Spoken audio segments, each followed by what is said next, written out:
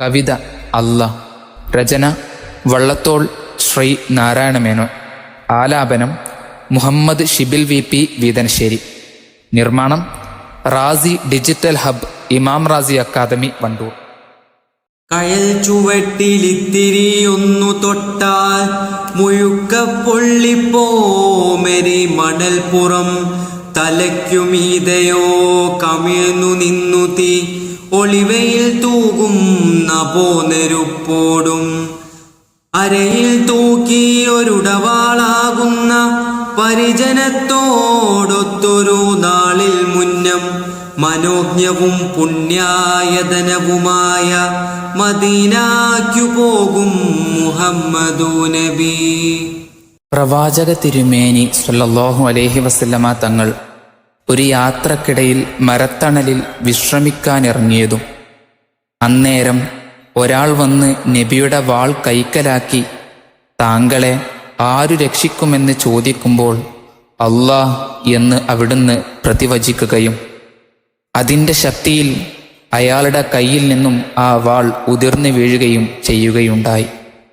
ഈ സംഭവമാണ് അല്ലാഹ് എന്ന ഈ കവിതയിൽ മഹാകവി വള്ളത്തോൾ കുറിച്ചിടുന്നത്.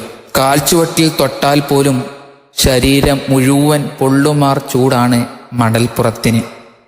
തീ തുപ്പുന്ന തീക്കലമായി തലക്കുമീതെ ആകാശവും. അരയിലെ ഉടവാളല്ലാതെ സഹായത്തിനായി പരിജനം കൂട്ടിനില്ല. സഹചാരികൾക്ക് ഏറെ മുൻപിലായി മദീനാക്കു പോവുകയാണ് പ്രവാചകർ മുഹമ്മദ് നബി സ്വല്ലല്ലാഹു അലൈഹി വസല്ലമ തങ്ങൾ. ഈ സംഭവം ധാതുര്യക്കാൾ പടനീക്കത്തിലാണെന്നാണ് ചരിത്രം. ചിരപ്രവൃദ്ധമാം തപസ്സകറ്റുവാൻ ധരയിലേക്കീശൻ നിയോഗിച്ച സൂര്യൻ ദിവി നിർത്തപ്പെട്ട പുരാണ സൂര്യനാൽ വിവിക്തമാം പതി തപിപ്പിക്കപ്പെട്ടു. പകലിനായുസ്സു പകുതി ചെന്നപ്പോൾ പ്രകടമായി തൽപ്രതാപ വൈഭവം. എരിതിയിലിട്ടു പയുപ്പിച്ചു വെച്ചൊരു ഇരുമ്പ് ഗോളമോ വിരിഞ്ചാണ്ടമിപ്പോൾ.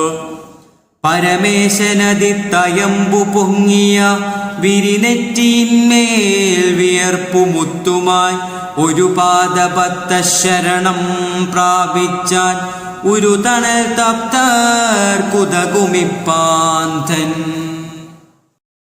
ഏറെ നാളായി വളർന്നുകൊണ്ടിരിക്കുന്ന ജാഹിലിയത്തിൻ്റെ കൂരിരുട്ടകറ്റുവാൻ ഭൂമിയിലേക്ക് ഈശ്വരൻ നിയോഗിച്ച സൂര്യനാണ് പ്രവാചകർ. സമയം നട്ടുച്ചയായിരിക്കുന്നു. എരുതിയിലിട്ടു പഴുപ്പിച്ച ഇരുമ്പുഗോളമായി ആകാശം മാറിയിരിക്കുന്നു.